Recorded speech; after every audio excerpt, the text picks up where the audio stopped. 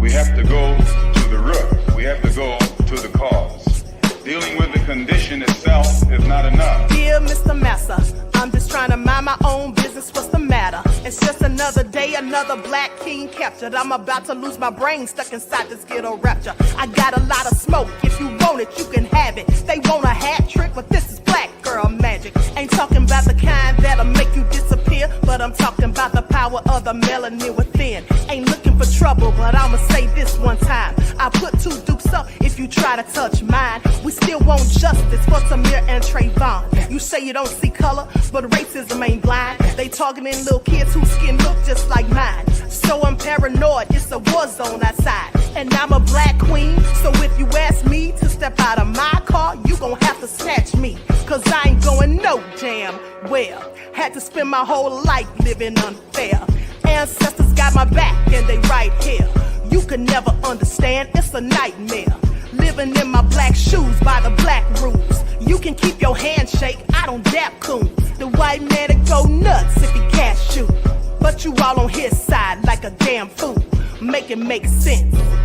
We are oppressed. Queen. We are exploited. We are downtrodden. Make it make We are sense. denied not only civil rights but even human rights. Ahmadiyyah. So the only way we're going to get some of this Ahmadiyyah. oppression and exploitation Queen. away from us or aside from us is come together Queen. against the common enemy. Who taught you to hate the texture of your Ahmadiyyah. hair? Who taught you to hate the color of your skin? Ahmadiyyah. Parents, pay attention to the books, the school system, even to your little children. Lies mixed with wisdom. His skin too bright, so he was blind to the prison. My skin just right, so I collide with division. You trying to pray to God, but we tired of religion. No savior saving, we got to save our savings. We used to pay miss, how we gon' make the slave rich? But who's to blame, and tell me why you complaining? We need a team effort just to rule the nation. Like a bad relationship, missing communication. We missing moderation. They trying to get a poison to my population. No reparations. I'm getting tired of Satan. We are oppressed. I'm Queen. getting tired of waiting. We are downtrodden. Queen. We are denied not only civil rights but even human rights. So Ahmadiyyah. the only way we're going to get some of this Ahmadiyyah. oppression and exploitation. Queen.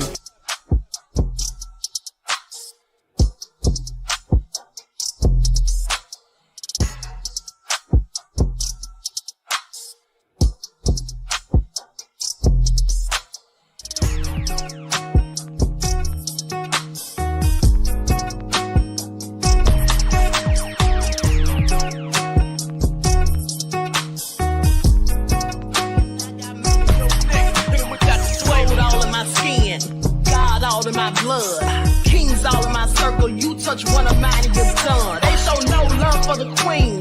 Why you hating on me? Is it cause I'm free and I got Malcolm X in my jeans? I got dreams like King Luther, shed blood like Kunsa. You ain't here for my people, I ain't got nothing to say to ya. I want all the smoke like hookah. Talking reparations, America won't be great until they give us compensation. I'm like, I'm the hottest right now. See a bunch of lames out here trying to jock on my style. They be doing too much. I'm the queen, it's too easy. It's like they all in Popeyes, how they be talking so greasy. I just sit back and laugh while these haters get mad. So nefarious how they don't want my pockets with cheddar. I tell them they can do better. These snakes in the grass can leave a bite on your ass, cause y'all be trusting too fast. I got my foot on the gas, other one on their necks. Dropping receipts on haters, you better show some respect. I'm never facing regrets, we only facing the threat. This is the sound of Misconduct. It's a cut on the gas, other one on their necks. Dropping receipts on haters, you better show some respect. I'm never facing regrets, we only facing the threat. Running through every challenge like a relay, break no sweat. It's a cold game, so I got that blanket with me.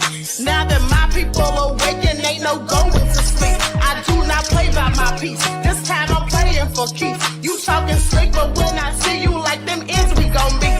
And I got gold all in my skin, God all in my blood, kings all in my circle. You touch one of mine and you're done. They show no love for the queen, why they hating on me? Is it cause I'm free and I got Malcolm X in my jeans, and I got gold all in my skin, God all in my blood, kings all in my circle. You touch one of mine and you're done. They show no love for the queen, why they know me? Is it cause I'm free and I got Malcolm X in my jeans and I got...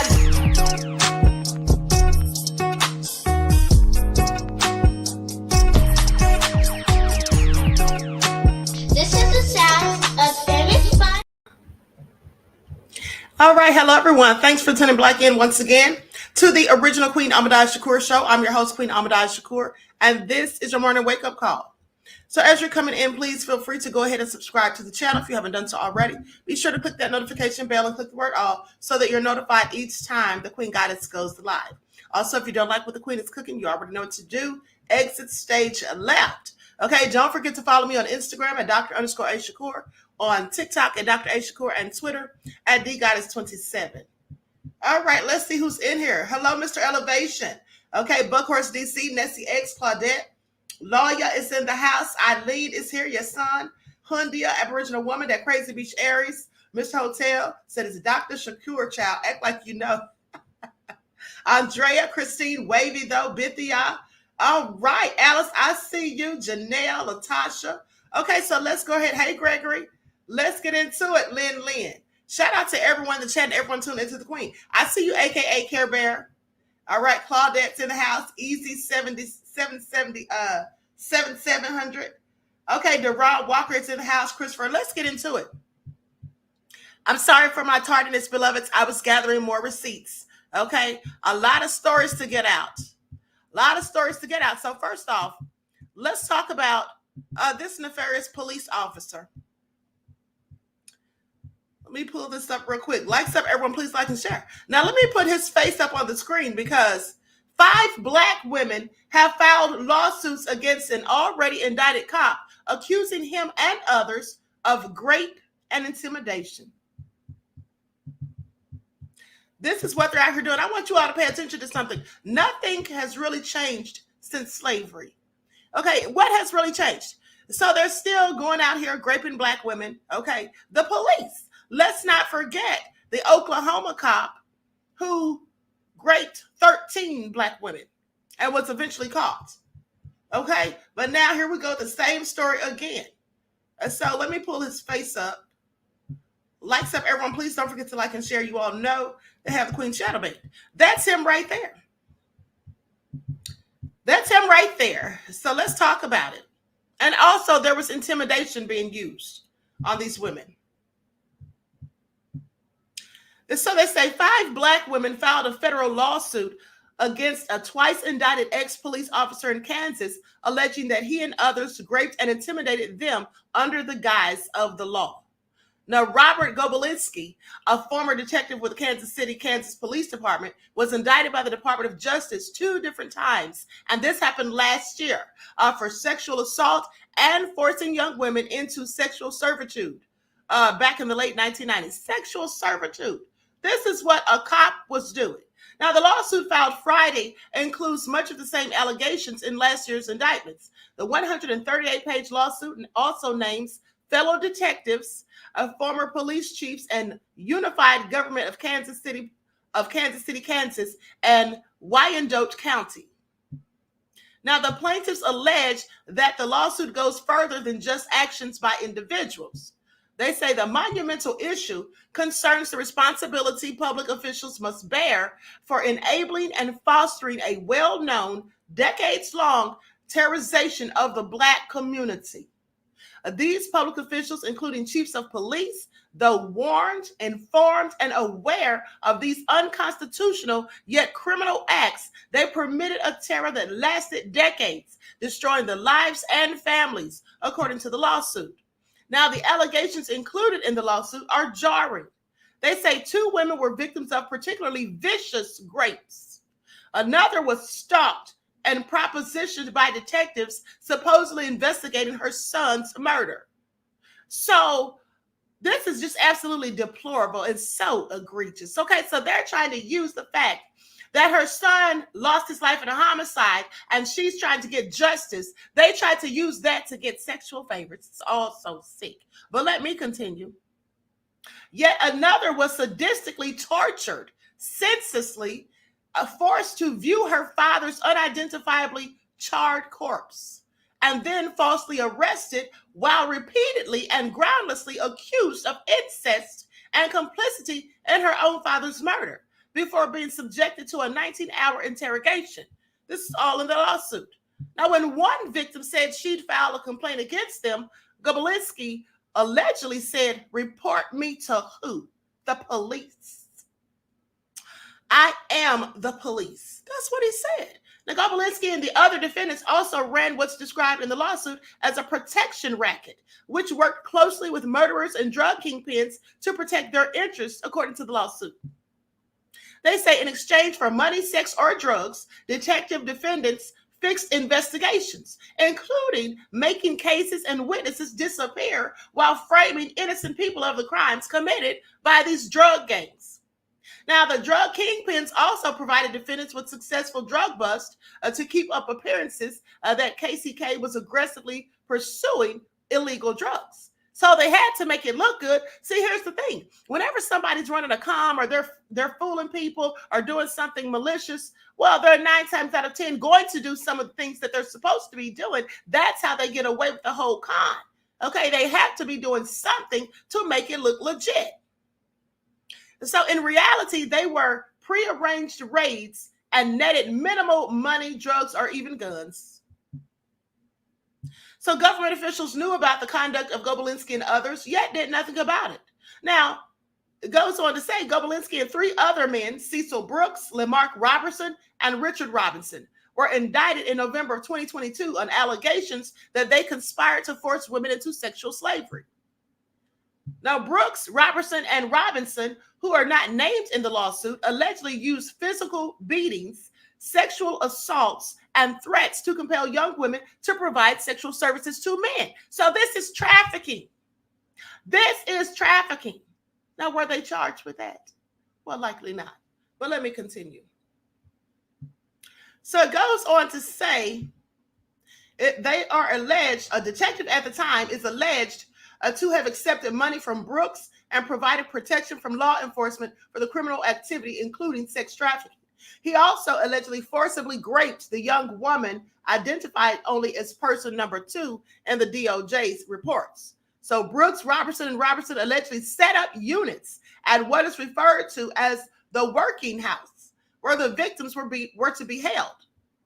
One of those units was a relaxed area where young girls used alcohol and drugs with the defendants, and another was a working house where some girls were compelled to perform sexual services for adult men who visited Delavan, according to the indictments. So they had young girls doing this. This is all so disgusting. They should be having life sentences, okay? Now, according to the indictment, or they should get life sentences, according to the indictment, Brooks, Robertson, and Robinson provided drugs to the girls in the working house who were addicts. They also allegedly beat and threatened to beat girls who did not agree to provide the sexual services in exchange for shelter, drugs, or clothing. I'm telling you, this is the same stuff that happened during slavery. Do you all see how nothing has changed? This is what they're doing. And when they do these egregious acts, they usually carry these things out on Black women. Please pay attention. And young Black girls. And if you want to know where all those missing Black women and girls are, well, why don't we ask the police? I have a whole lot of questions. Please pay attention. Now, they say Gobelinski, according to the indictment, visited the working house and repeatedly targeted Black girls in particular. Now, at Delavan, defendant Roger Gobelinski primarily chose young Black girls ranging in age from 13 to 17 years old to submit to sex and to provide sexual services to him, according to the indictment. Now, I'm sorry, somebody tell me where it's any different. Low down, dirty devils. Robertson is alleged to have intimidated one of the victims by telling her that the defendants had murdered a woman by burning her alive and watching her dance around like a chicken with no head.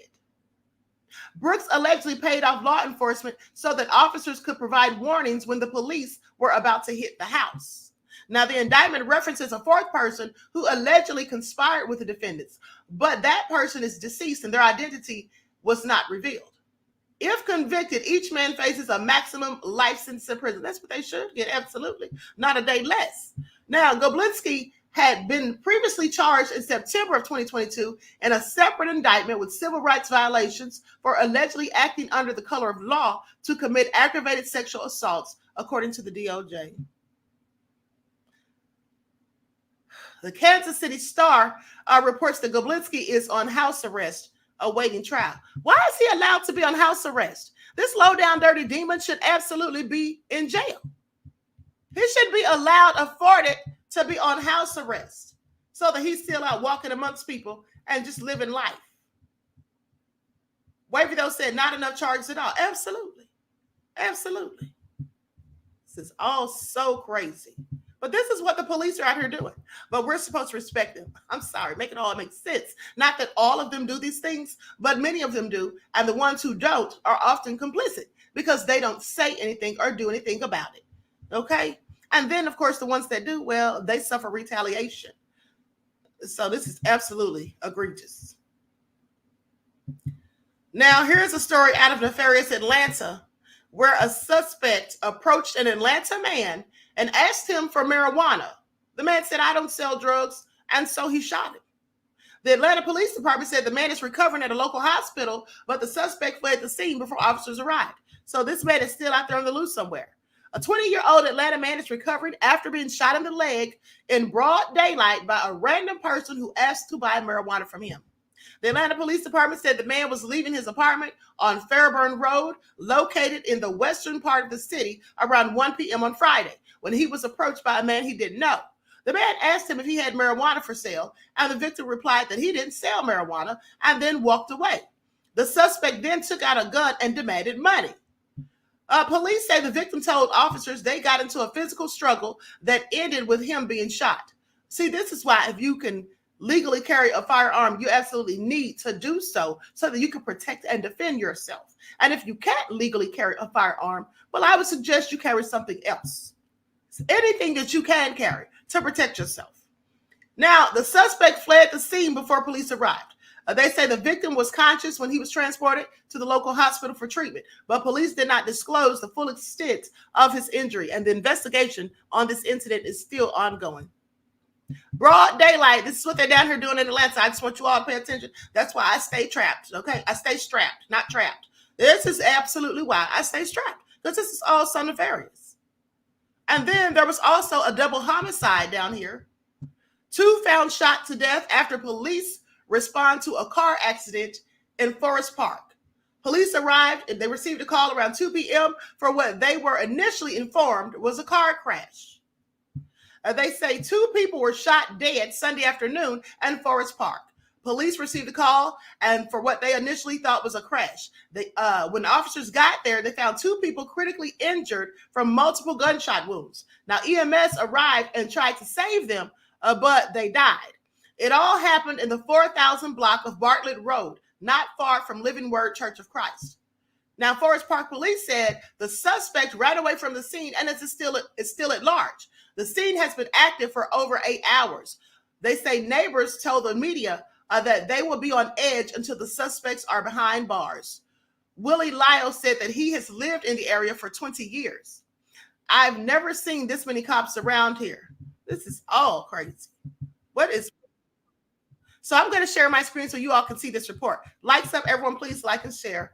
All right, thank you in advance. Buckhorse DC said, DC ain't having it. Buckhorse, please sit down. Y'all have a high rate of crime in DC. Okay, DC is also nefarious, beloved. Now, you know it is. Please stop it. Because the New York dealers and all of them come down there to sell theirs as well. Just like they did in the 80s. Please pay attention. G from the land said, I hate America. Well, hard to love it with all the nefariousness that goes on. Pay attention. 11 Alive, a violent night in Metro Atlanta. We're staying on top of 3 big stories tonight, leaving 2 people dead and multiple others rushed to the hospital. The first one taking place in Clayton County, where a double homicide is being investigated. We're going to get to that story in a live report in just a minute. But we're also following a shooting out of southeast Atlanta, where 6 people were shot in one house alone. And tonight, a woman is in critical condition after being stabbed. But we're going to begin tonight with police still on the hunt for whoever shot and killed 2 people in Forest Park, where it is still an active scene as we speak. 11 Alive's Teresa Bowles has been there all evening. So, Teresa, what do we know now? Well, Ron, the police are still out here almost 10 hours later. Look at the street behind me. It's still taped off, and I just saw a tow truck minutes ago back there to tow what I assume must be that car accident that Forest Park police tell us where the shooting started, and neighbors say they're going to be on the edge until whoever did this is locked up. Even after a helicopter search and Forest Park police working for over 8 hours. I've never seen as many cops around. Still no arrests, and the neighborhood surrounding all the action doesn't know what to make of it. I know some fools running around here. I've seen a lot of crazy stuff go on the street here, but nothing, never like this. Wiley Lyles didn't want to show his face, but he's called this place home for 20 years. Lyles paints the picture of Bartlett Road and the streets around it as mostly peaceful until it wasn't. Me and my wife went out to eat, came home, and I seen a whole lot of motion. Lyles and his wife had just missed something horrible. While many neighbors were away, Forest Park police say Sunday afternoon officers showed up to a vehicle accident on Bartlett Road. They found 2 people shot. EMS workers tried to save them, but both didn't make it. And whoever did this ran away. Police are still looking for them, and that's what scares Lyles. His granddaughter is with him in the house. I gotta live here. And I see a whole lot of stuff going around, but like I said, nothing never like this. And I know it's a serious thing. Very serious. And now this community waits fearfully behind closed doors until they know for sure the shooter or shooters are captured some way, somehow. I hope this comes to an end with this person caught. We still don't know who those 2 people are. Police still have some roads around Bartlett Road blocked off. So if you live in this area, I would avoid it. And tomorrow we're supposed to get an update from Forest Park Police. So we will continue to follow this. Live in Forest Park, Teresa Bowles, 11.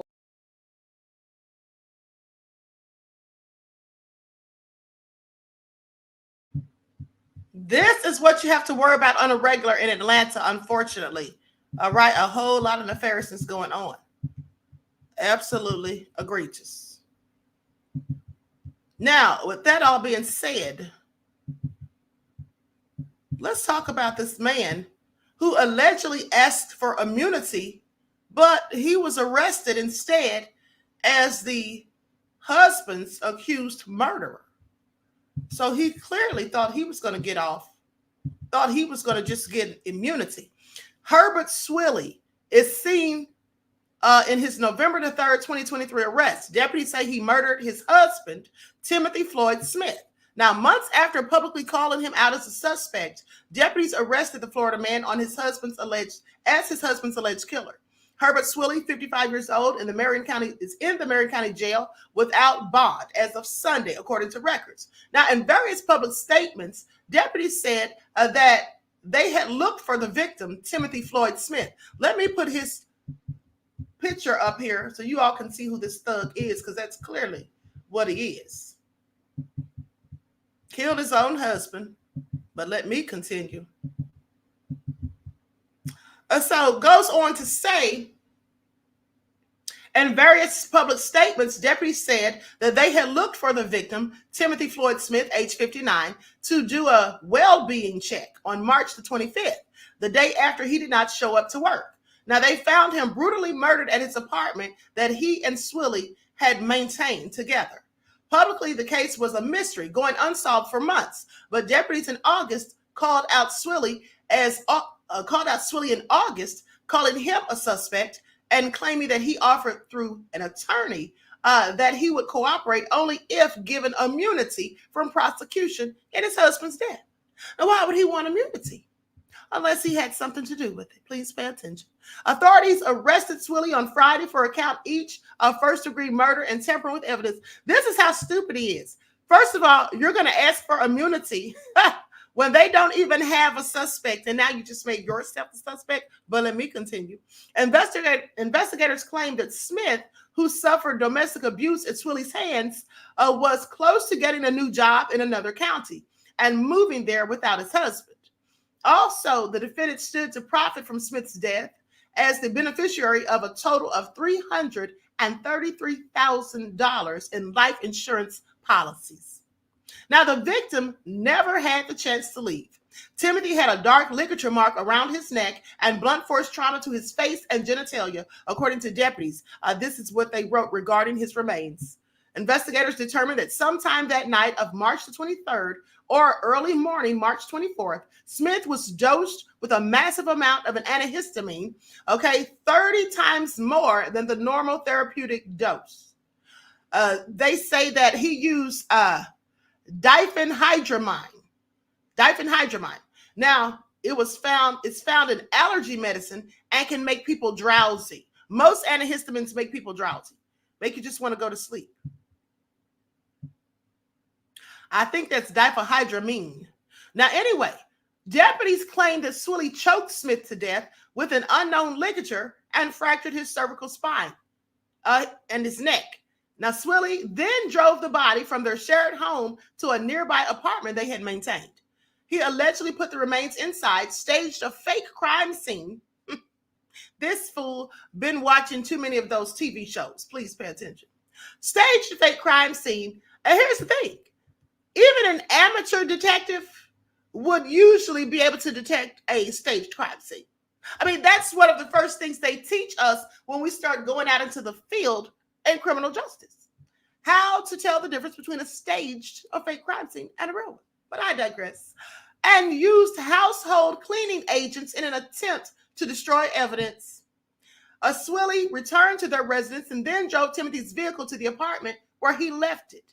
Swilley then walked back to their residence where he accessed the Ring camera application.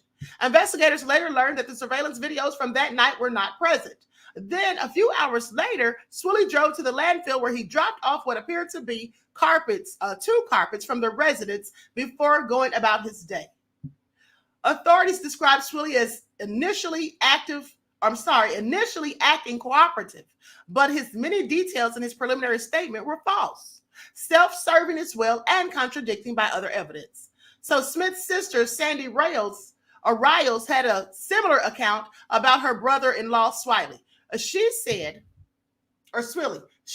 that he did not contact her after the murder. Clearly suspicious. Instead, she had to learn about it from social media. Saying that just from the first initial conversation I had with him, he changed his story in that conversation 3 times, she said. So you're going to change your conversation, change your story 3 times in one conversation? Clearly lying. Now, Riles welcomed news for the arrest. Saying, I just started crying and thanking Jesus because there have been so many prayers going up that we get justice for Tim. This is a step in the right direction. Now, court is scheduled for December the 5th.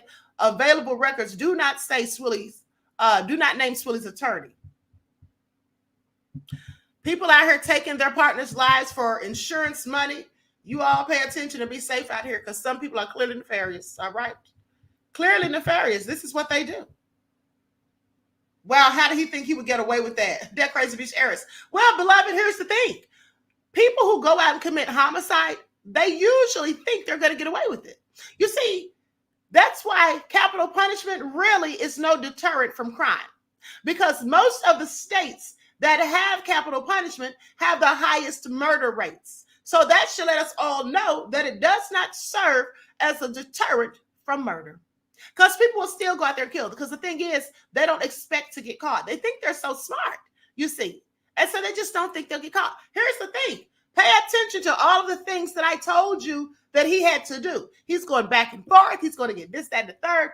All of that back and forth. How do you remember all of that? You're going to be bound to forget some detail. Okay, you couldn't pay me to go out here and commit a murder. At the end of the day, it's too much work for one. And how are you going to get rid of all that evidence? There's always going to be something left behind. And I guarantee you that these people forget something. How can you remember all of that? Christine said, what's wrong with these people? The hashtag I roll. They're nefarious, beloved. That's what's wrong with them. Dan says, I agree. If someone really wants to do it, they're going to do it. And or they are severely narcissistic. Exactly. That crazy bitch Eric said, wow, Queen always uses her critical thinking skills. Thank you, beloved. Claudette said, exactly, Queen. Our race is all so crazy. Well, condolences to the family. Condolences to the family. But now, let's talk about the mayor. This is all nefarious. Let's talk about the mayor down there in Smith Station, Alabama. I know y'all have heard about it by now. Please pay attention. Smith Station Mayor F.L. Bubba Copeland was found dead Friday evening at a Lee County road, according to Sheriff Jay Jones. Now, he says, I can confirm he took his own life. So here's the thing. This man was the mayor, and he was having an undercover life as a transgender person. And so he got called out by 1819 News. And then he took his own life. But you know what? I have heard some nefarious things about this man. I have heard some things about him that I can't substantiate, because right now the only news articles I'm seeing are the ones, saying how sad it is that he lost his life and all of that. But they clearly have said a whole bunch of things about him. I saw on the initial story, I saw where someone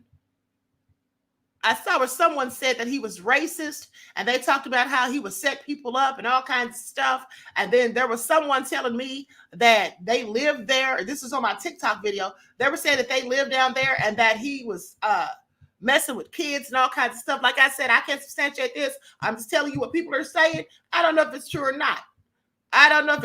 But what I do know is I believe he absolutely was racist. I mean, he's from Alabama. Please pay attention.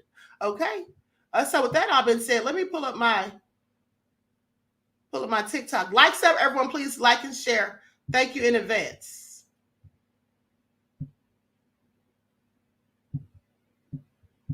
Here it is right here.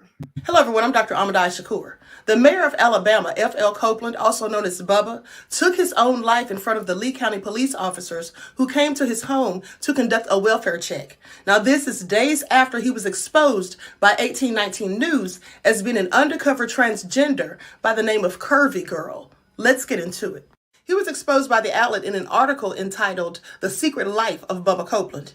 Now, he confirmed with them that the pictures they had of him were authentic. He said it was just a hobby, something that he did to relieve stress. But however, he also begged them not to publish it, not to post those pictures. But they did it anyway. They didn't listen to him. And so afterwards, he said that the exposure wouldn't stop his devotion to his family and him serving his city and his church. And then days after, well, this is what happens. Please pay attention. So I want to know what you all think. Do you think the media should have kept their mouths shut, not posted the pictures, not said anything about this entire thing because it ultimately led to his demise? Or do you think that they have the right to publish the truth? I just want to know what people are thinking about this, because here's the thing. At the end of the day, I don't really care what anybody does. That's their business, as long as it doesn't affect me. But also, some of the people who are like Bubba expose other people who are supposedly undercover. The people that say they're heterosexual, but they sleep with them. Like Dwight Howard, for example. So sometimes they expose people. But so what do you think about that on either side? Do you think they should be exposing people, or that people should be exposing them? I just want to know, because I have questions. With that all being said, TikTok, this is clearly for entertainment purposes only. All right. So anyway, what do you all think about that? Because at the end of the day, listen, you're not going to get away with hiding too much in 2023 with all of the technology, cameras everywhere, people recording everything. And so you're just going to get exposed at some point or another. Now, if you're that ashamed of how you're living, maybe you shouldn't be living that way. Is all I'm saying at the end of the day. But here's what they have to say. Bithia said, folk need to mind their own. That crazy bitch Eric said, nope. Oh my goodness says, yeah, he was just a drag queen. RG Titan said, absolutely. Miss Hotel said, well, if you're a mayor, how would that not get called out by someone? I mean, really? I mean, that's true. Like this, he's in politics. That's a juicy story. When 1819 News found this out and found the pictures and everything, I'm quite sure they knew this was going to get a lot of attention. And so they didn't care about him trying to get them not to tell it. These paparazzis and media outlets, they're nefarious. Please pay attention. Now, so here's what it says. So they go on to say that the Alabama nonprofit online news site 1819 reported this week that Copeland had posted pornography, graphic memes, and explicit photos of himself in women's clothing online. Now, the news site shared screenshots from Copeland's now deleted Instagram and Reddit account where he posted pictures and memes as a transgender woman. His name was Curvy Girl or Brittany Blair Summerlin. Copeland also reportedly linked to transgender fiction and erotica that he authored, okay, according to published reports. Some of Copeland's friends, including former Phoenix City School Superintendent Dr. Larry DeChiara, are weighing in online. Okay, so they contacted DeChiara and he gave consent to use his Facebook post, which says, "I am so angry right now and heartbroken. I witnessed a good man be publicly ridiculed and crucified over the last few days, to the point that he just took his own life today." DeChiara shared that he had talked to Copeland since the controversy broke on Wednesday. "I knew he was suffering, so I reached out to him yesterday and offered him support and encouragement. He was appreciative and acknowledged that he had been going through some dark days over the last few days. I just want to ask you people who thought it was humorous to publicly ridicule him, are you happy now? What crime did he commit?" Now, DeChiara ended the post with, "For our brother F.L. Bubba Copeland, may God bless your soul and forgive those who took pleasure in your suffering. They shall all be ashamed." Jones said that Lee County Sheriff's Office and the Lee County District Attorney's office were investigating the death. Jones said Lee County deputies were responding to a request for a welfare check on Copeland when they spotted him driving his truck on a county road in the general area of his grocery store, but not to the store. They attempted to pull Copeland over. He stopped, got out of his truck, and then shot himself. Jones told the news outlet the entire reason for the stop was the welfare check. The sheriff said there were no outstanding warrants or any other reason to stop his vehicle. Well, at the end of the day, that's why he posted about his character online. I mean, make sense, Wavy, though. I mean, really, if you're trying to be discreet and undercover, why would you ever post anything like that online? That's just not smart. That's all I'm saying. That's just not smart. If anybody sees and puts two and two together and figures out that it's you, of course they're going to say something. Okay? That's what people do. Specifically, journalists. All right? So anyway, this is all a mess.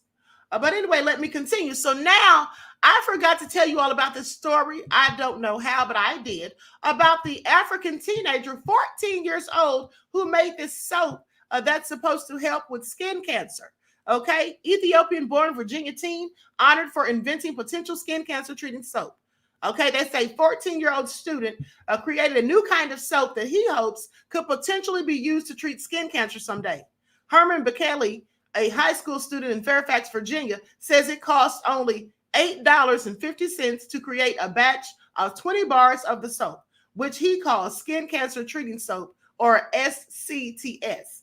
He says people might not have the equipment or have facilities to be able to treat this disease.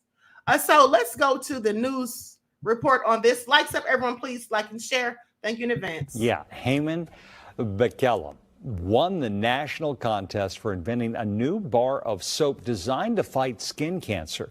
He's a freshman at Woodson High School in Fairfax. News 4's Amy Cho spoke with the young man who's wise beyond his years. Introducing skin cancer treating soap, or SCTS. This is how Herman Bekele spent his summer break, working to cure cancer. Did we mention he's only 14 years old? I wanted to try and find a way for the entire world to be able to have an equitable and accessible form of skin cancer treatment. It's why he created his new soap aimed at fighting low-grade skin cancer. Basically, the way it works is the soap replenishes the skin with something called dendritic cells. Those help protect the skin and fight off the cancer. All it would really take is a basic prescription, and you'd be all on your own. Just apply the soap every couple of days, and you'd slowly start to see progress. He had some help from professors at the University of Virginia. 2 days ago, Heyman went to St. Paul, Minnesota to compete in the 3M Young Scientist Challenge. He beat out 9 other students to win the top prize of $25,000 and the title of America's Top Young Scientist. I'm still fully processing it. So I just came out of the competition 2 days ago, and I think more than anything, I'm grateful and I'm really, really happy to see where this project takes me. He hopes to bring his soap to market in the next 5 years and also start a nonprofit so it can be given out to folks in need. As for his future career plans, there's a lot left for me to discover, but as of right now, I'm thinking of working on something in either the biomedical industry or something as an electrical engineer. So either of those two fields would be really, really cool to continue to work on. A young man making a difference and looking forward to big things ahead. In Fairfax, Amy Cho, News 4. Well, I know his family is proud of him because I am, okay? That's absolutely amazing. Now, that is Black excellence. That is refreshing to see a story like that and a team doing the right thing. Also, shout out to the other team that I told you all about last week, who was the youngest to graduate in Texas. Okay. And so anyway, at the end of the day, when you hear all these stories about these thugs, 13 and 12 years old, out here carjacking people and getting shot and pulling guns and all that stuff, it's good to hear some good news and to see that someone somewhere is raising their children right. Okay. Please pay attention. All right. So anyway, I digress. Now let's move on to the next story. Let's move on to the next story. Okay. So where do we go from here? All right, so let's talk about, hold on. I have so many stories, sometimes I get confused. Please pay attention. Okay, so let's talk about Shaliyah Collins. Now, Shaliyah Collins was a beautiful 19-year-old young woman. She was a very spiritual and religious young woman. She would post things, you know, trying to encourage people on her social media. And unfortunately, she lost her life. And we really don't even know why. We don't have a lot of answers because her life was taken by her boyfriend's stepfather when he and the mother of the boyfriend went to pick her up from work. And her life was taken like 8 minutes later. So this is all very crazy to me. I'm just waiting to get the updates and, find out what's really going on and find out the motive behind all of this, because it's really an interesting case and definitely nefarious. Okay, so I did a TikTok on this yesterday or last night, so I'm going to share my screen. Likes up, everyone, please like and share. Hello, everyone. I'm Dr. Ahmadiyyah Shakur, and this is 19-year-old Shaliyah Collins, who tragically lost her life on October the 27th in a double homicide. Let's get into it. According to Shaliyah's older sister, Shania Collins, she says that Shaliyah was picked up from her job at 11:08 p.m. on Thursday, October the 27th, by her boyfriend's mother and stepfather. At approximately 11:16 p.m., she had lost her life on Truman Parkway. Now, with that all being said, what could have transpired in that short span of time for her to lose her life? No one seems to know as of yet, but I'm wondering if there was an altercation in the vehicle or if the mother and stepfather already had nefarious intentions when they went to pick her up, because this is all very strange. Please pay attention. Shania also says that her sister was wounded in the leg, and as she lay there pleading and begging for her life, Johnson walked over and fired 2 more rounds, one into the back of her head, and then he and his wife picked up her body and tossed it 40 feet into the marsh below. Now, at some point during all of this, 48-year-old Philip Mock, who was on his way to pick up his daughter from her job, well, he actually stopped to help, and he ended up losing his life as well. So a double homicide.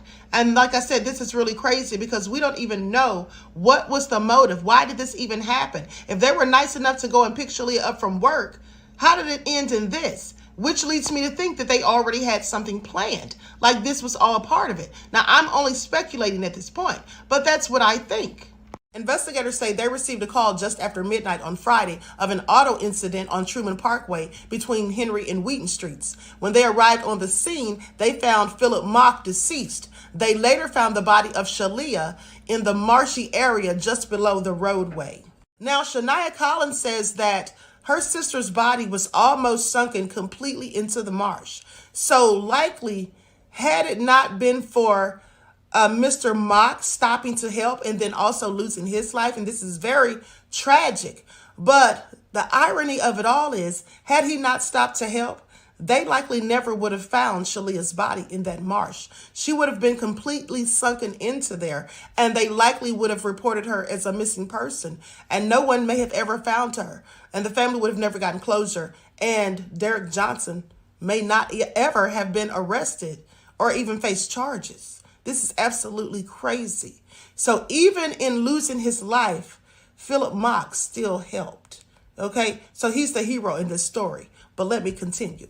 Although Shaliyah was only 19 years old, she was obviously a very spiritual person. She would often post on her platforms on social media things to encourage and motivate people to work on their relationship with God. She told a story once about a dream that she'd had. She said God gave her a dream where she was traveling with her backpack and she was going down a road and it was very rocky and there were spikes. And she said Jesus appeared before her and he said to her, "It's okay, I'll go first." So as he started walking, she started walking behind him. And she said that it hurt, but she didn't focus on the pain. She focused on the journey. So that sounds like this could have likely been a prophetic dream. But I'm going to play some of the clips of videos that she posted, giving people words of encouragement and inspiration. To encourage you to forgive. Oh my goodness.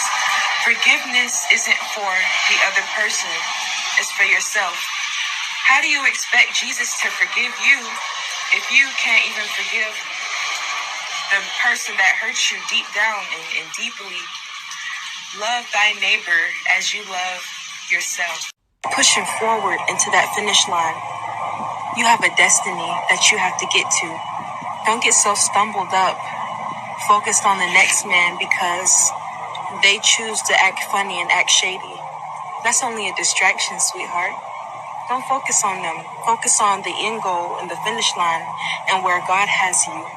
Following an investigation, Savannah Police Captain Alex Tobar says the department obtained warrants for Derek Johnson. That's the boyfriend's stepfather. Now, he'd left the area and gone to St. Petersburg, Florida. And there, the police picked him up just a couple of days later, and he was charged with a double homicide. Police in St. Petersburg, Florida took Johnson into custody and charged him with 2 counts of homicide. We believe he had connections there and he ended up getting there. Tobar says there is a connection between Johnson and Collins, but that the 2 victims did not know each other. Mr. Mock was he had stopped, and what he was trying to do, he was basically a good Samaritan.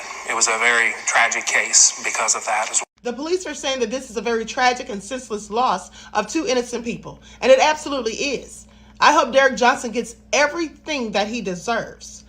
Also, I'm wondering what's going on with his wife. Is she going to be arrested and charged as well? She should face the same exact charges if she was in the vehicle when they both supposedly picked up Shaliyah. And if she was in the vehicle, which they say that she was, well, then that means she had to have been right there on the scene when everything transpired, because it only happened 8 minutes after she was picked up. And also, who helped him to put Shaliyah's body into that marsh? Okay, they're already speculating that the wife helped him, and that's likely exactly what happened. So I'm just wondering what kind of charges she's going to face, when she's going to be taken into custody. When are we going to get the information on what's going on with her? I intend to follow up on this story. Now, Shania Collins has started a GoFundMe on behalf of Shaliyah. This is the GoFundMe set up for Shaliyah by her sister, Shania Collins. Her sister says that they lost their father and their mother gave them up when they were little. And now, tragically, she's also lost her sister. She's struggling to pay for the funeral expenses, so anything you could donate, I'm sure, would help. But there's also a GoFundMe up for Philip Mock. Philip Mock was a husband, a father of 3, and a grandfather of 1. On the night this all happened, he was on his way to pick up his daughter Isabel, who was supposed to get off at midnight. Unfortunately, he never made it there. Now, he worked as an auto mechanic for 30 years. They say he provided transportation for many of the people in the community. He would make sure that they were able to get to where they needed to go. He also was someone who would always lend a helping hand, even if someone didn't ask. And so sadly, he lost his life doing what he had done for much of his life. So with that all being said, if you can donate to his family as well, then please do so. TikTok, this is for educational purposes only. Very sad turn of events. Both of those people, innocent people, lost their lives, and we don't know why. What made the stepfather shoot her after they went and picked her up from work? They picked her up at 11:08 p.m., and by 11:16 p.m., she was dead. And then here's the thing. Now, the sister, Shania Collins, says that when he chased Shaliyah, Derek Johnson, when he chased her, she was shot in the leg and she fell. And then he stood over her and fired 2 more rounds, one into the back of her head. And they say that he said something along the lines of, since you love God so much, or you love Jesus so much, you're about to see him. And so was he resentful because she was so into her religion, because she was such a spiritual person? I don't know. But it's very crazy to me. I almost think that they planned this from the beginning, and that's likely why they offered to go pick her up from work. Because how do you end up taking someone's life after you just went and picked them up? Not even 10 minutes later. I think that was the plan all along. I see some of you in the comments saying that, was the stepfather sleeping with her? Well, I don't know. But at the end of the day, if that were the case, why would he have his wife with him when he went to do this? I don't know. It seems like he would have done something by himself if that were the case. I have no idea. I think the mother and the stepfather didn't like him. Or didn't like her. I think they didn't like Shaliyah for some reason and had planned this all out. That's just what I think. But at the end of the day, it's very sad. Condolences to the families of both Shaliyah Collins and Philip Mock. Okay? Condolences to both of them. And here's the thing. You know, I know some people say, specifically black men say, oh, I'm not going to help a black woman unless I know her and this and that. I'm not risking my life and all of that. And that's fine. But at the end of the day, heroes, they usually have to risk their life. That's why firefighters are heroes, because they go into burning buildings to save people that they don't even know.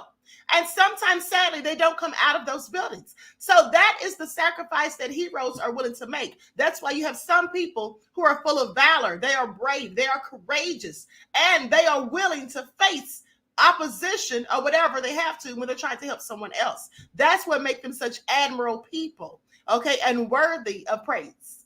Whilst cowards will never do anything like that. They won't even entertain it. Now, I'm not saying you should be willing to lose your life for someone else. I'm just saying that there's a lot of people that are cowards. And the fact that many of our people are so afraid to die is the reason that we don't ever get anywhere. Because there's a lot of things, not just protecting one another, but there's a lot of things that Black people will not do because of fear. Okay? That's just what it is. All right, so anyway, with that all being said, Mr. Hotel said Black women remain the most disrespected persons on the planet. That's absolutely true. Absolutely true. Okay, so now let's move right along to the next story. This is also nefarious. Now, this happened in a Meijer's grocery store. Now, some of you may never have heard of Meijer's because they don't have them everywhere. They have them in Louisville, Kentucky, where I was raised. It's similar to a Walmart almost, but just not as big. Okay, let me make sure I'm pulling up the right video. Here we go. Now, this young Black woman and her friends, her family, they were profiled, racially profiled in Meijer's. And she recorded the whole incident and posted the video. Okay, so let's get into it. Likes up, everyone. Please don't forget to like and share. Thank you. I'm just saying. Wait, they got who on the radar? You guys are already on the radar as far as known shoplifters? Well, I don't even live here. That's fine. I live in Texas, and I had never been to this Meijer's. Buying anything, then we're going to have to ask you to leave. But if we got stuff in our hand. Then you guys can go ahead and proceed, but you're already on the radar, okay? On the radar for what, though? Meijer's. But how we on the radar and I never been here before? Listen, I'm not here to argue with you. But I am, because that's racially profiling. No, if you're on the radar. So how? I've never been to this Meijer. What is a picture of us? Or something? Right, I need to see. Cause, okay, let me see. Because I've never been to this Meijer before. So let's go. Because what? Now, yes. I will sue the fuck out of Meijer. Please.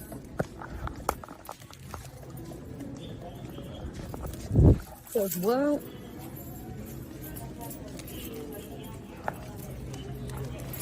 I gotta make sure I record all this.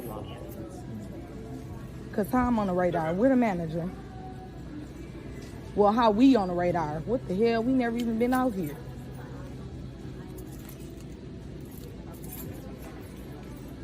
Yeah, we literally just walked in. Just walked in this bitch. Can't even shop. Look. These girls would like to know why they're on the radar. Yeah, cause I never been to this Meijer's before. I don't even live here. I was just gotten a call on you, and what do you mean a call on me? For what? One of my employees just. All right, because we just literally walked in. How we just walked in, so how Literally y'all like notice 5 some minutes suspicious ago. activities? I was just Okay, so where the employee at? So y'all really be quiet. I'm not gonna argue with y'all neither, because I'm definitely gonna sue y'all. This is definitely getting recorded, because that's racially profiling. Don't call no police in this bitch, and we ain't in here shoplifting or none of that. We literally just walked in here and y'all saying y'all like what? What? We just walked in here. Be for real. But y'all racially profiled. I'm not racially profiled. Yes, y'all are. Listen, if you're shopping, but you told us we gotta stop go. arguing with me for a minute. Stop arguing. You keep saying just listen, but y'all are being this is crazy. Listen, because what y'all saying don't make sense. All I said is an employee called on you, thinking that you're. Stop arguing with me. I ain't arguing. I'm asking you a question. Stop cutting me off. The answer's no to that. Why not? That's our rights to ask. Okay. An employee call. Yep. An employee called and you're saying that you guys were doing suspicious activity as far as looking, checking. Why we can't look and check? Would you quit cutting me off? But that's not nothing suspicious that we in here. What? How do you shop? When you shop, what do? You look through stuff, right? If you're gonna record me, I'm recording. Go ahead. Let me. I'm letting you talk. Go ahead. So I can explain the situation. Okay. Okay. When an employee calls saying that you're checking around, you're shopping suspiciously. All right, you might be up to shopping suspiciously. Quit cutting me off. I ain't cutting you off. I'm just laughing at you. But go ahead. Otherwise, you guys can beat feet out of here. You already told us we can leave. I got that on camera too. What I'm saying is, okay, if you guys are listen, I'm done. Be quiet, okay, Brianna. All I'm saying is, all you guys are doing is cutting me off. We literally just walked in here. Right before y'all walked in, we walked in. Stop talking. Okay. But you keep telling us to stop talking. Y'all not listening to us. What he's trying to tell us is if you're not stealing stuff, you can keep shopping. Yes. So you guys won't but stop why do we want to keep shopping shopping somewhere where they called the police on us and we not even doing nothing? That's all. No, we did not. What I'm telling you. But who want to buy something from somewhere and y'all accused us of something? We just walked in here. Like what? No, we're not gonna keep shopping. We not gonna keep shopping because that's weird. Come on. Like what? You do know. Yes, y'all do, but it's okay. It's okay. This my...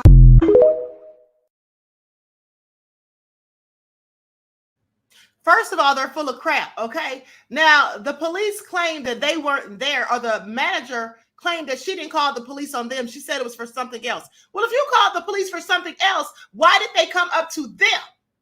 Why did they come up to them? And where's this employee that supposedly told her they look suspicious? So employees who work at Meijer are walking around looking for suspicious people. Y'all don't have security for that. Okay, clearly racially profiling is what they were doing and lying. And then that cop, who does he think he is? I wouldn't have been talking to him, period. As soon as I spoke to the manager, because I would have definitely wanted to speak to the manager so I can get the number for corporate and all of that, and then tell her what I thought about her and the story and the fact that they called the police for people who were doing nothing. The police officer wouldn't have had anything to say to me after he so rudely came up and said, well, if y'all are not buying nothing, y'all can leave. Who said they weren't buying anything? They had stuff in their hands when he approached them. So why would he say they're not buying anything? Then pay attention. Both of the cops are telling them, well, go on and continue shopping if you're not stealing. Who the hell wants to shop here now? I'm not buying anything. And I would have been talking slick on the way out, telling everybody else what they're doing. All the other people who look like me. Okay, this is all crazy. Then stop, shut up, stop talking over me. F you, okay? Why would they stand there and listen to him when he wasn't listening to them? You don't have anything to tell me, and you don't need to explain anything to me. I know why you did it, because you're racist, and you were racially profiling, period. That's what I would have told him and walked up out of there. They come miss me with it. Now, she posted a follow-up. She posted a follow-up where she basically said that she has an attorney and she's going to sue, and that she doesn't have anything to say to them at this point. They can speak to her attorney. But she also says that when she asked them for the number to corporate, well, they didn't give it to her. You see, they told her some bull crap about she has to talk to the manager, or she has to go through the manager or something else, but they can't just give you the corporate number. Now, we all know that's a lie. When you ask for the corporate office number, they're supposed to give it to you, but they didn't. Okay, just telling more lies and all of that. And so anyway, she's gotten an attorney, and I'm glad that she has. She also says that she's going to file a complaint against the two officers, specifically the one that was being all aggressive. And then he thinks that they're supposed to give him the respect and courtesy of listening to what he has to say. No, I'm not going to listen to anything you have to say, and I don't have to. So get out of my face. That's what I would have told him and kept it pushing. Okay, you don't need to tell me anything, buddy. That's what you don't need to do. This is all so low down and clearly dirty. This is what Black folk have to go through. You can't even go in a store and mind your own business and shop. Now, the reason she was in the store, she says, is because she'd run out of Pampers for her baby. And so that was the only thing open, because she normally wouldn't even go to Meijer's. She said she went there because they were the only ones open, because I think they closed at like midnight or something like that. And so that's why she went there in the first place. This is all just a hot mess. Okay, this is all real crazy. But anyway, I digress. Like stuff, everyone, please like and share. Thank you in advance. Thank you in advance. Now, let me see what this next video is. Hold on before I pull it up. Oh, let's talk about this hockey player. This is a tragic story. How many of you have heard about this? The hockey player who lost his life on the ice days ago. Let me put his face up on the screen. And also the player that supposedly did it. So now during a game, one of the players, the black player who's Canadian, and they say that he plays dirty, that he's always pushing the limits and all of that. There's a lot of people who don't look like me online saying that he did this on purpose. Now, to me, it looked like an accident. But hey, what do I know? I've never played hockey. It looked like an accident to me. But, you know, no matter what you do, if you do something to one of them and you look like me, well, many of them are going to say you did it on purpose. They're not going to have the benefit of the doubt. There's no claims of mental illness or any of those things. They always give themselves all sorts of justifications and everything when they do something nefarious, whether on purpose or accident. But they didn't give him the benefit. So they're saying that they think he did it on purpose. They're calling him a murderer. They said that he roundhouse kicked this young man in the neck and, caused him to lose his life. So anyway, I'm going to pull this, the reports up. Now, these are a compilation of videos, and I added music to it because one of these videos that's very detailed is from Inside Edition, and I don't want any copyright trouble, so I added music to it and some other things just to make it different. Please pay attention. Now, and basically, they say something similar like this happened before, but of course it wasn't fatal. But another person's neck was injured. And I believe it was just maybe a month or so ago, but sometime this year, definitely. But at the end of the day, they have neck guards that they could wear, and some of them choose not to wear them. Now, I'm not saying that's the young man's fault. I'm just telling you that they do have neck guards, but they should be mandatory, not optional, because this is very serious. Please pay attention. Tried to get up and go back down, and we saw what was going on. We knew right away he was in trouble. And then when he got up and did skate a little bit, we knew he was really, really in trouble. And then it was just a waiting game, waiting to hear from somebody. And it was just terrible. It was horrific. We didn't know what to do. Nothing we could do. Adam wasn't just a hockey player. He was such a kind soul. He would do anything. People say that, but he literally would do anything for anybody.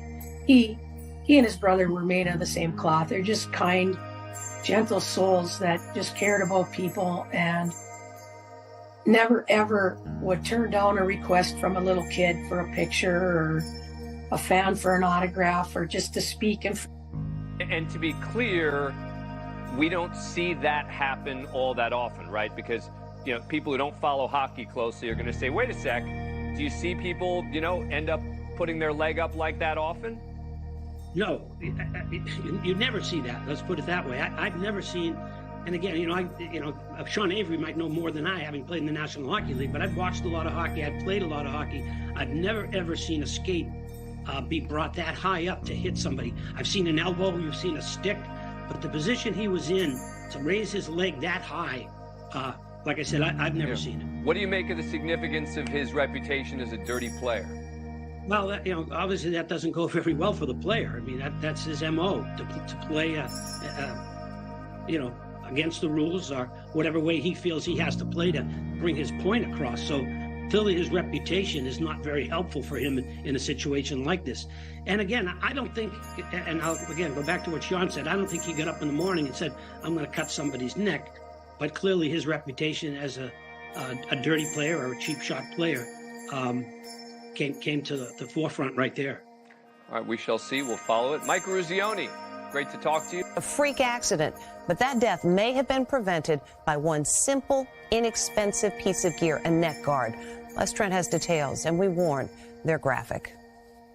It looks like a routine hockey collision on the ice, but look again.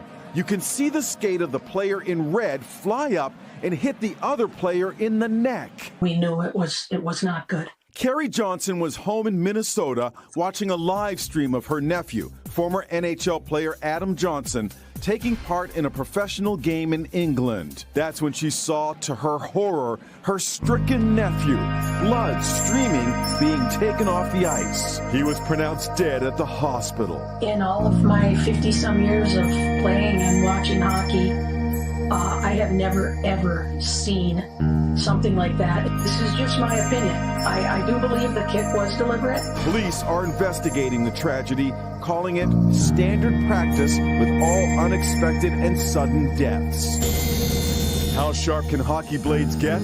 Sports store manager Michael Osinga showed me. All these scars on my hand are from sharpening steel. Now, after the shocking news of the death of a pro player, the NHL is in discussions about whether or not neck guards like this or the one built into this shirt should be required for all players. It's going to save your life if a skate hits your neck. These are actually infused with Kevlar, stuff that stops bullets and knives. West Point hockey player Eric Huss survived a similar injury to his neck earlier this year. That combination of how sharp they are and how fast the game is moving, it almost makes them a weapon. He now wears a neck guard and thinks they should be mandatory. I don't know how you can argue against them. We were unable to reach the other player in the collision, but he is said to be distraught. By the way, USA Hockey, which governs youth teams around the country, does not require neck guards. But when my kids played, Mom wouldn't let them on the ice without one. Okay, I'm sorry. That music was entirely nefarious because it was too loud, okay? I didn't realize I recorded it that loud. Sorry. But that's absolutely so sad. And something as simple as a neck brace could have saved his life. And I really wish he had worn one because this is absolutely so sad at the end of the day. Prayers and condolences to the family and also to the young man who caused this because I'm sure that he feels terrible. Now, once in the chat, for those of you, because I want to know what you all are thinking, once in the chat, if you think that it looked like an accident. I mean, somebody literally said it looked like a roundhouse kick. Now, come on now. Come on. That would have been so obvious. Once in the chat, you just said not the nefarious, not the music nefarious queen. That's my high vibrations. Okay. Timber Dan said he would feel terrible. Absolutely. Everybody's saying an accident except Uncensored Truth says too. Okay. Pretty Wing says too. I mean, it looked like an accident to me. I just, didn't look intentional. It looked like he fell forward or something like that to me. But hey, what do I know? I'm just going by my opinion at the end of the day. So we'll see how this all plays out, because I'm sure, first of all, the family's going to sue him. I'm sure they're going to sue him. I mean, you can listen to the aunt. She already said that it looked intentional to her, and I'm sure it did to her. Okay. So we'll see how this all turns out. The end of the day, very unfortunate. So with that all being said, let's go on to the next story. Likes up, everyone. Please like and share. Thank you in advance.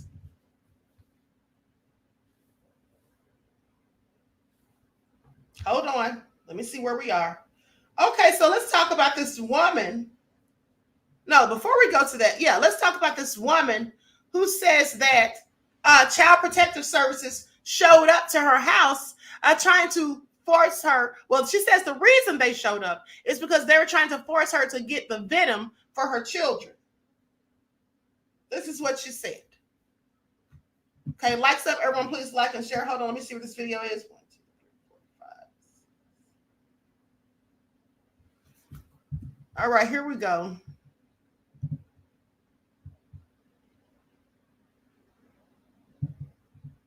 No heartbeat, no rhythm, nothing. They just come to people's houses. There she feels that she can come to my home where she doesn't pay rent and say and tell me what to do. Where in this world can I go to her home and tell her what to do and tell her I'm doing a job? Tell her, let me see your kids. Come on, guys. Come on. Anthony and Althea? Meijer, I'm sorry. Are they home? No. No? Okay. So how you guys doing? You're doing good? Okay, how's your summer been? Good. Yeah? Everything okay here at home? Yeah? The famous question they always like to ask. Can I ask, what school district are you attending? Should we be starting school again in September? Even though we had a court, you remember the court hearing you recorded where they verified that you guys were in school, and they said the judge said they don't even know why this is continuing. The judge himself said he didn't know. He fucking that shit up. It's continuing, but yet and still, you guys see what's happening. Does anything happen here? Were they here when we were in the shelters or anything like that? Were they here? No. So why is she here? Why is this lady standing at our home? Okay. Does she pay rent? Nothing. You don't get the right to step in front of me and try and override my children. That's what you're not. Be respectful, lady, okay? Be respectful, because I'm giving you that courtesy to let you see my kids and speak to them. I do not have to. Okay, so can I finish with it? Go ahead. Okay, thank you. So I just want to make sure that you're okay. She want to make sure they're okay. She don't pay no rent. She don't pay no bills. She don't make sure y'all eat every day. None of that. She don't buy no clothes. She don't help educate y'all, but she's trying to make sure y'all okay. The lies that they tell, the trick, the word magic they use. I try to make sure you're okay. We just want to check on you. That I don't make sure that you have clothes or food. Do you have clothes and food here? Okay. And I understand that your dad lives out of state. With us, they don't have to discuss him. He's not here. They don't have to discuss him. No, not really? Okay. All right. Do you have any questions for me about anything? Your mom won't let me in the house, which is her right to do so. But you said it said see the kids, right? Yes. Oh, okay. Okay. So where are No. Don't ask them questions. I keep explaining that to you. Do not ask them questions. You do not have the right to do that. Can I ask you? They're not here. Okay, can you tell me where they are? They're not here. Okay. So what you're saying is you do not want to tell me where they are? No, I'm saying they're not here. That's what I just said. They're not here. Okay. They are not at the home. You came at a time when you didn't call and verify that I would be here. Well, would you be able to give me an updated phone number for you so that way I can get in touch with you? You should have that in the package.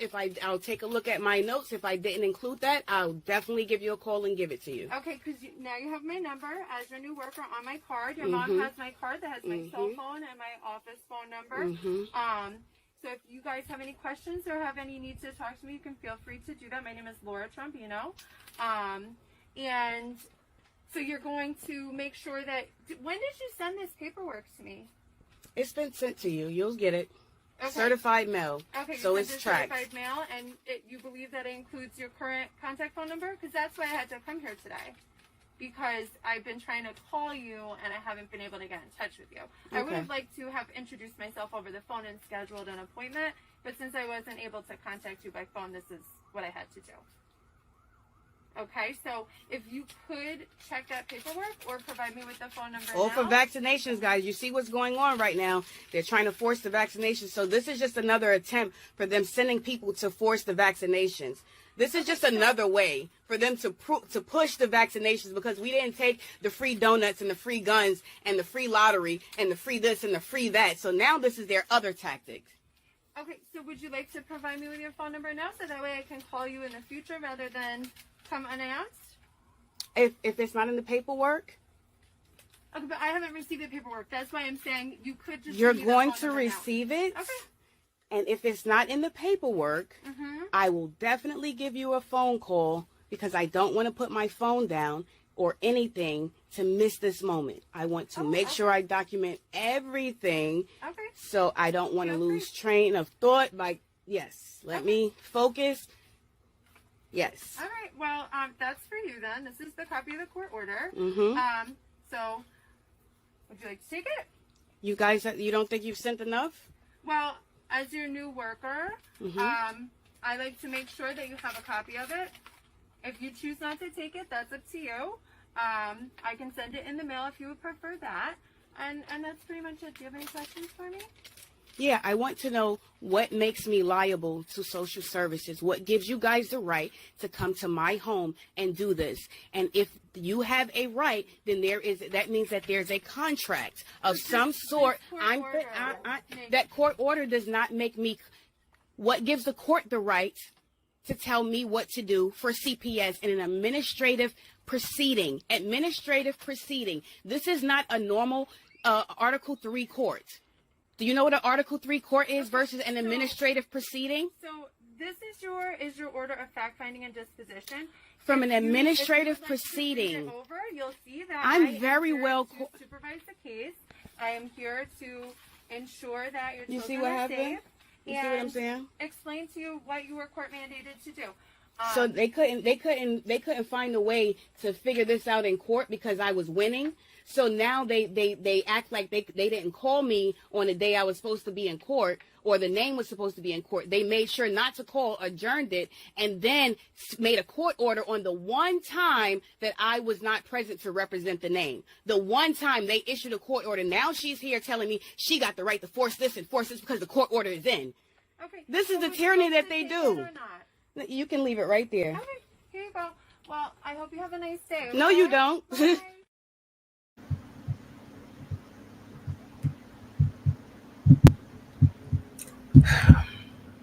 So what do you all think about that? Now, I personally feel like, why did she open her door in the first place?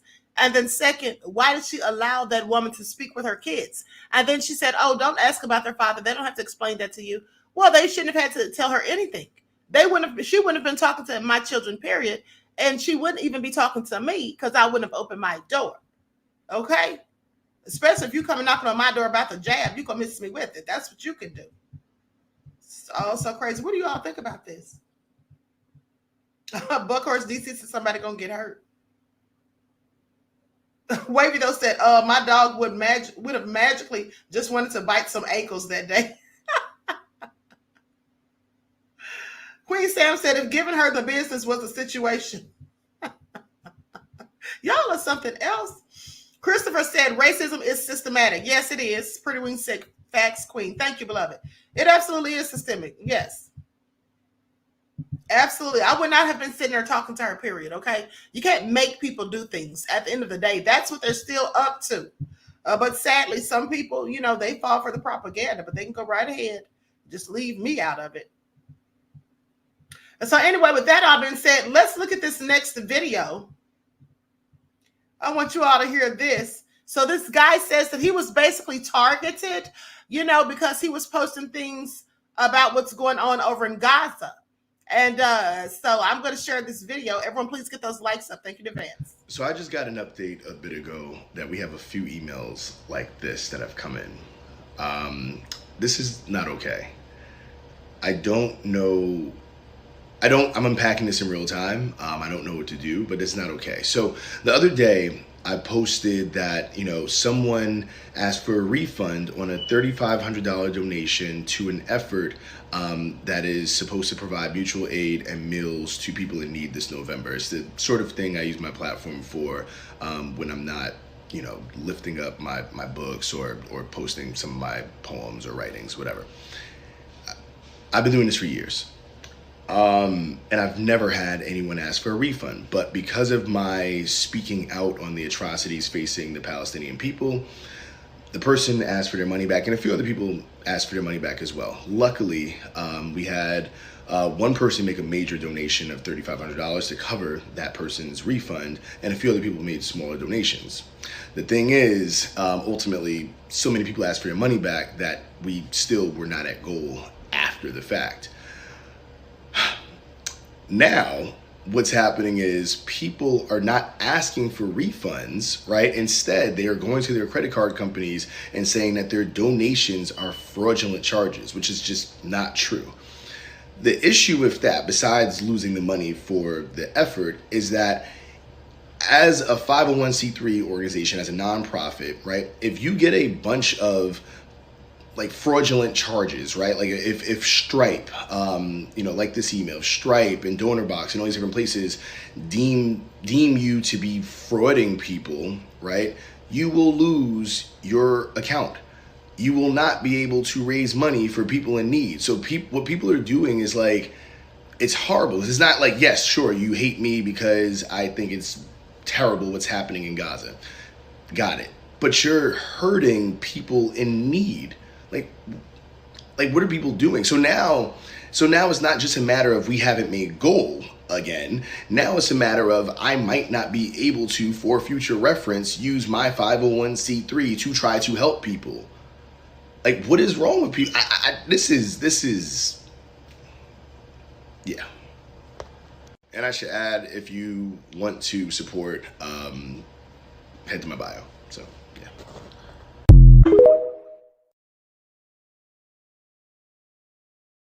Okay, absolutely crazy. And so with that all being said, there's another video that I just got word of, okay, where they say a Palestinian woman committed a whole hate crime here on American soil. So while I'm getting the information for that, I'm going to show you all this video where this grown man, okay, Chad, put his hands on this teenager's neck, okay, and was talking slick and making threats and all of that to a teenager, and then had the nerve to call the teenager a coward.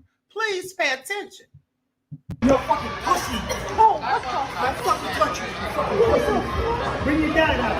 Bring your dad out. What the fuck? Yo. What the fuck? What the fuck? What the fuck? What the fuck? Yo, what the He just put his hands around his neck. Hell yeah.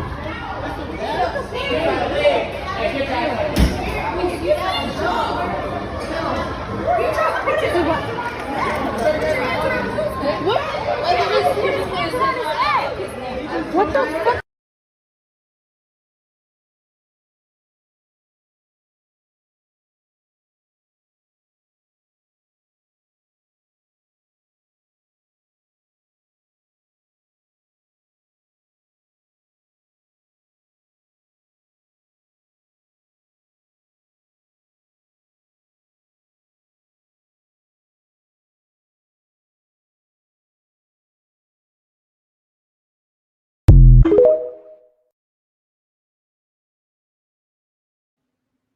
So I guess he's supposed to be real tough, real big and bad, picking on a whole child, okay?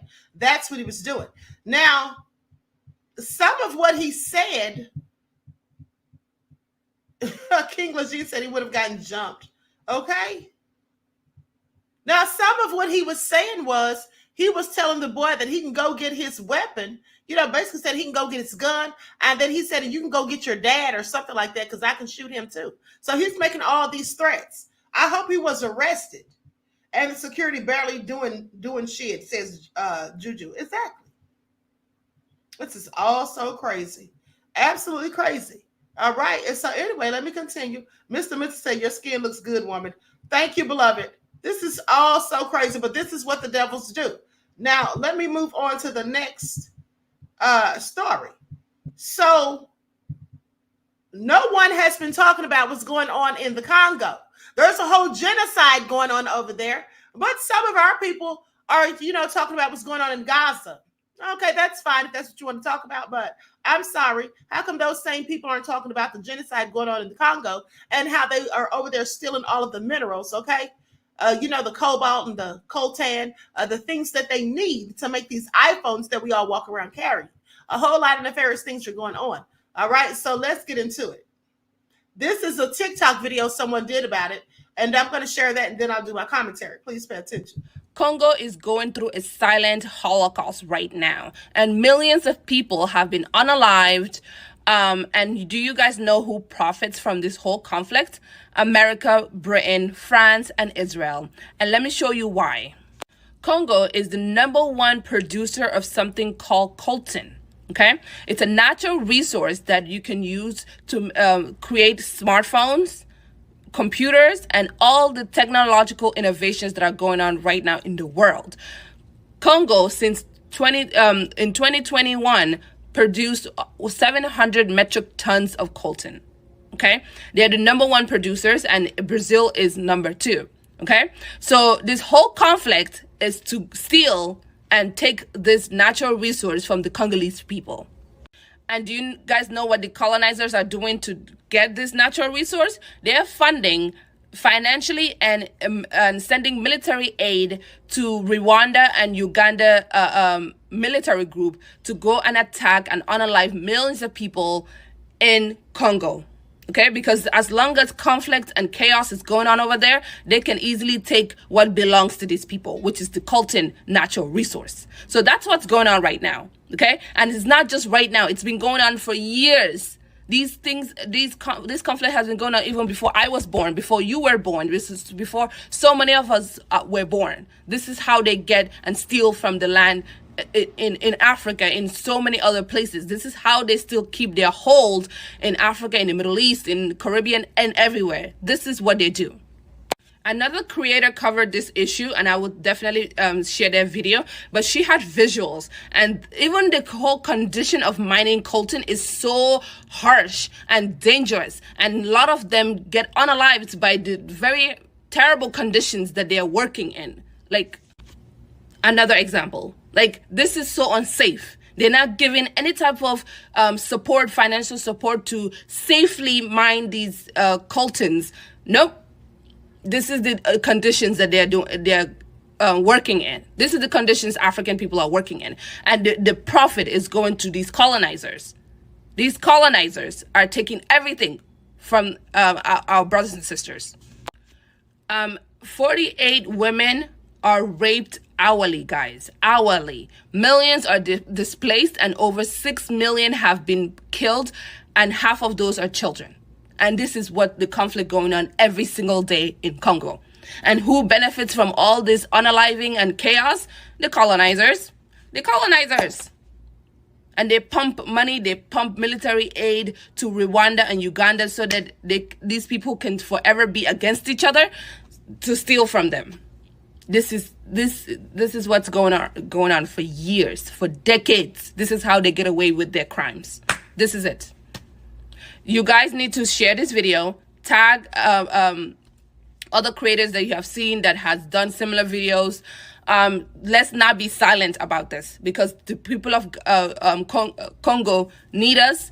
The people of Palestine need us. Sudanese people need us. We need to continue talking and spreading the word, because a lot of publications have not even covered this, because it's not really talked about. So let's talk about it, and let's spread the news in other social media platforms as well, so that the media can pick this up.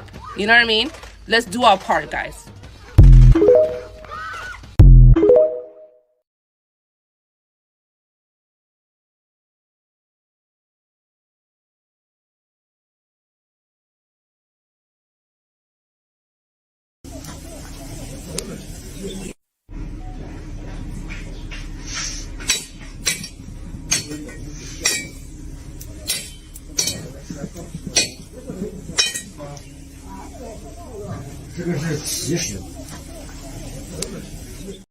Okay, so you all see that clearly sparking fire from that. Okay, that's supposedly a new mineral that they found over there, according to reports. So I see some of you in the comments saying things like, they sell each other out. Well, yeah, some of them do, but guess what? So do we. Some of our people over here sell us out too. You see, it's always funny when people talk about what they do over there to themselves in Africa. Well, don't black people here in the U.S. do the same thing? Yeah, we have a whole bunch of raccoons who sell us out. Okay, anytime any of our leaders have been taken down, who was the one that helped? Always some people who look like us. That's what they do. That's what they do. And not to mention these gangs, you know, all of these drive-bys and all the foolishness that goes on in our community, the black on black crime and all of that. Yeah, black people are their own worst enemy in the United States. So we have nothing to say about what's going on over there as it pertains to them selling each other out, because our people do it every day. I mean, look at Candace Owens. Okay, there are many Candace Owenses over here. All right, many of them. Okay, with that all being said, please don't forget, we do the same exact thing. That's a global issue for people that are heavily drenched in melanin, as far as I'm concerned. Queen Sam said Willie Lynch is in every country around the world. Absolutely, beloved. Absolutely. Deron Walker said absolutely. Okay. And so Marie said, how can I get a hold of the condo TikTok queen? Go on TikTok and type it in. Type in genocide in the Congo. I can't remember that person's name, but that's how I found it. Okay, because I was about to do a TikTok about it, and then I said, let me see, because I was in a rush for time, and I said, let me see if somebody else has one already done. So that's how I found it. All right, so with that all being said, let's talk about this Palestinian woman whom they say committed a whole hate crime on some black folk. I know none of you heard about it because they're not talking about it. All right, you heard it here first. So let's get into it. This is all so nefarious. But some of y'all sitting up here worried about what's going on over there. I told y'all we don't have anything to do with it. Mind your own black business. All right, they keep trying to get us involved in what's going on over there. We don't have anything to do with it. Okay, that's just what it is. Now, if you want to pray for them, you go right ahead, because you know I can pray for the children and all of that. But at the end of the day, who's praying for ours? Who's praying for ours? I feel sorry that all this loss of life and all this torturous things that's going on, it's all so nefarious at the end of the day. It absolutely is. Bombing of hospitals and all of this where sick people are already dying. It's absolutely insane and so depraved and heinous, gruesome even. But at the end of the day, so are the things that continuously happen to us. So please pay attention. Now, this woman drove her whole vehicle into some Hebrew Israelites. Now, here's what they say. And let me put her face up on the screen. I literally just got this story. Y'all wonder why I be late, because I be getting all these receipts. I literally just went on my TikTok to check on something, and I saw this video that someone had just sent me. So here we go. This is her right here. That's the one who did it. So here's what they say. Woman drives into building, attempts to target Indianapolis Jewish community.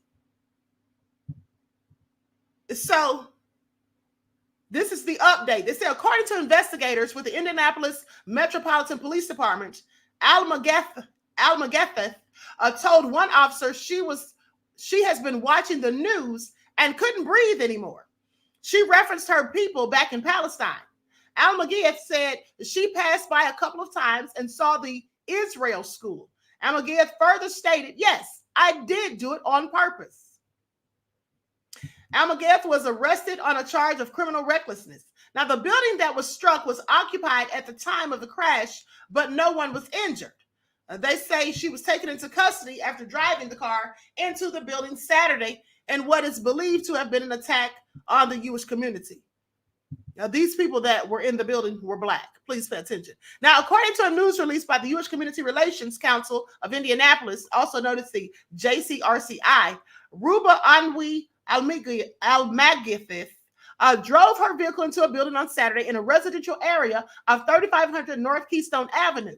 Now, this building is identified as belonging to and representing a sect of the Black Hebrew Israelites. Okay. And they say they're designated as a hate group by the Southern Poverty Law Center. I just want you all to pay attention. So they're a hate group. They've not gone around and lynched anyone, not gone around and done any harm to anyone like the KKK and a lot of these other supremacist groups. They have not done any of that. But because they speak against certain things that other people disagree with, that makes them a hate group. I just want you all to pay attention. And as I said, this is why you haven't heard anything about this, because they feel like, oh, they're a hate group themselves. But let me continue. So they go on to say that they were designated a hate group by the Southern Poverty Law Center with a semblance of a Star of David symbol on the front door. Based on the signage, on this signage and Hebrew Israelite wording, the JCRCI believes that Ahmadiyyah thought the building represented Israel in some way, specifically citing the Hebrew Israelite symbol on the door. Ahmadiyyah was immediately taken into custody. Now, they say Safe Indiana, a Jewish community security program, was immediately notified and has been working alongside law enforcement on the incident. There is no immediate threat to the community. This is all so crazy at the end of the day. All so crazy. Now, what do you all have to say about this? But we will build and post up their dirty gas stations. Post up in their dirty gas stations in our communities daily, says whatever. Exactly. Now here's the thing. Maybe she did think it was representing Israel and thought it was the other people who call themselves Jewish. I don't know. But nevertheless, what she did was absolutely deplorable. She could have taken out numerous of people. Okay. And at the end of the day, I already have told you all how some of them treat the Black Palestinians over there. Okay, this is not your war. Mind your own Black business. That's what you need to do. All right, that's what you need to do. Funny thing is, I see so many Black folk out here, you know, reporting on that, talking about it, what's going on over there, and, you know, doing videos and stuff and showing support. But I've never seen some of these same people support anybody Black, like Breonna Taylor, George Floyd, Ahmaud Arbery. I've never seen them do anything. Say anything. I've never heard anything about any of them. So I have a lot of questions. How do you care more about another community than you care for your own? Make that make sense. Let us not forget that none of those people over there in Gaza really care for people that look like us. Okay? I've already shown you the receipts. So please. Eric said, nope, I'm minding my own business. Exactly. Okay? I am too. Ms. Hotel said, what about the war on Black women? Absolutely. All right. Absolutely. And what about the war on Black kids? Mr. Hotel says. Okay. These are all questions that I would like answered. But like I said, some of our people always want to just throw themselves out there and be so concerned about everyone else. I'm not saying that you shouldn't feel bad for what's happening, because I feel bad for what's happening at the end of the day. But I'm not going to put anybody, I don't care what's going on with them, before my own people. That's obtuse. Why would I ever do that when we've been suffering so many atrocities for so many centuries and continue to suffer from them? Nobody's given us a remedy to our problem. No one's compensated us for all the things we've gone through, and we still have these things persisting and festering amongst us. So at the end of the day, I'm sorry, but the only F's that I have to give are for those who look like me. All right? I'm sorry. That's why I fight for justice and liberation for our people. Everybody else already has justice and liberation as far as I'm concerned. Everybody else, I wish them well. You know, I'll tell their stories and all of that. But at the end of the day, everybody else already has their liberation. I mean, in America, you see, we don't. We never have. And from the looks of it, I question if we ever will. So please pay attention. Now, with that all being said, let's talk about this guy who was out with his girlfriend, Becky. I don't know exactly what happened, but he posted this video for clout, I'm sure. So he wants clout, so I'm going to give him some. He posted this video of her outside of the car, and she's banging on the window and asking him to let her in, and she seems very annoyed, and he won't let her in for whatever reason.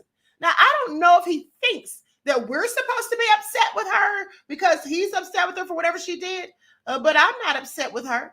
At the end of the day, you always get exactly what you pay for, as far as I'm concerned. And he's probably one of those same Negroes who's always talking down on black women. Please pay attention. And so what I'm not going to do ever anymore is cape for Negroes. Yeah, I'm not going to cape for them when they're out here and then they have these incidents with Becky and they want us to come to their rescue. Sit down somewhere because they've already told us they're not protecting us unless they know us. So there's that. Ignoring me. Hello, bro. What did I do? Hello. Bro, what the fuck? You can get away from my car. I can't hear you. Thank you. I can't hear you. What did I do to you? I'm not opening the door. She can hear me perfectly fine. I can't hear you. She can hear me perfectly fine.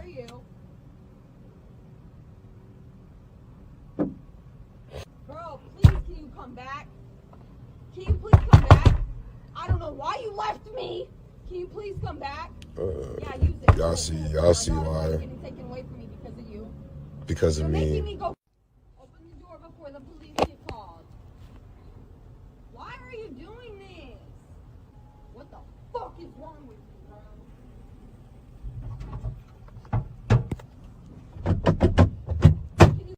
Bro, what's wrong with you, bro? Talk. What's wrong with you? What did I do?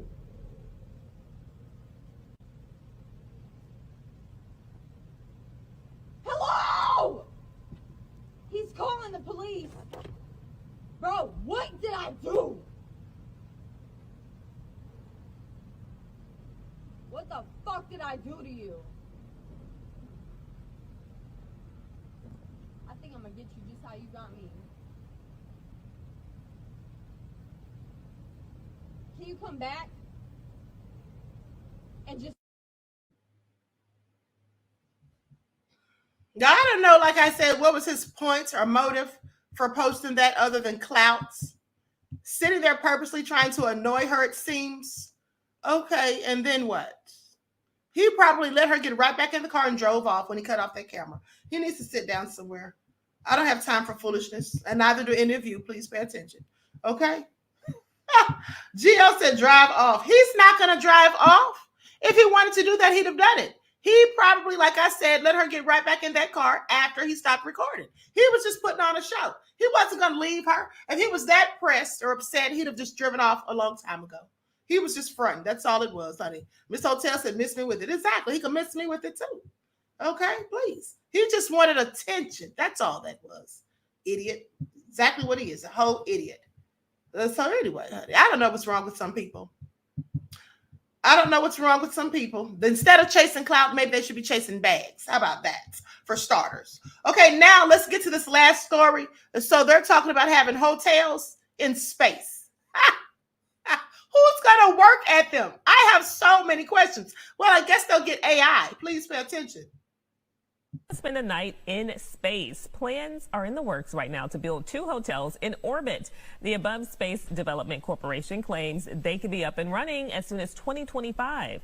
So they're working on 2 hotels that would both have the option of artificial or zero gravity. The Voyager Station Hotel is expected to hold more than 400 people, while the Pioneer Station Hotel would be smaller, holding only 30. So far, details on the price or how you get there have not been released. I can just...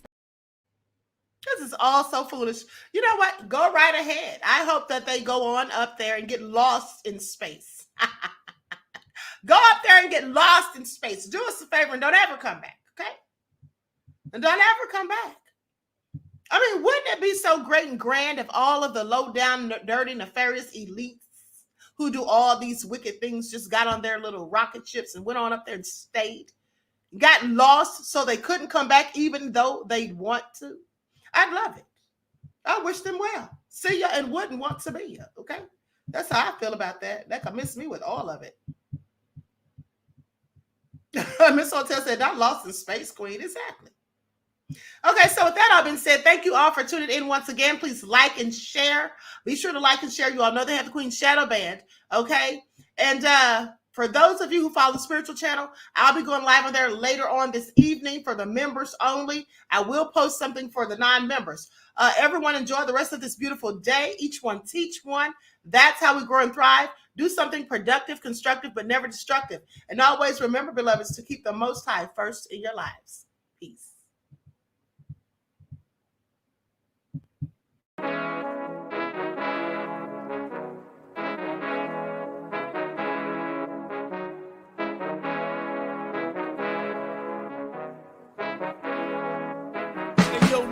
hit him with that flavor. Gold all in my skin, God all in my blood. Kings all in my circle, you touch one of mine and you're done. They show no love for the queen, why you hating on me? Is it cause I'm free and I got Malcolm X in my jeans? I got dreams like King Luther, shed blood like Kunta. You ain't helping my people, I ain't got nothing to say to ya. I want all the smoke like hookah.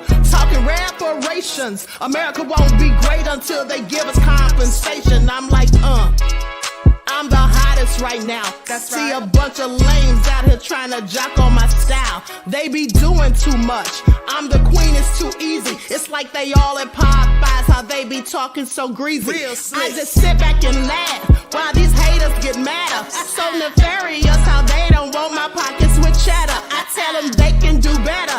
These snakes in the grass can leave a bite on your ass, cause y'all be trusting too fast. I got my foot on the gas, other one on they necks. Dropping receipts on haters, you better show some respect. I'm never facing regrets, we only facing the threats. Running through every challenge like a relay, break no sweat. It's a cold game, so I got that blanket with me.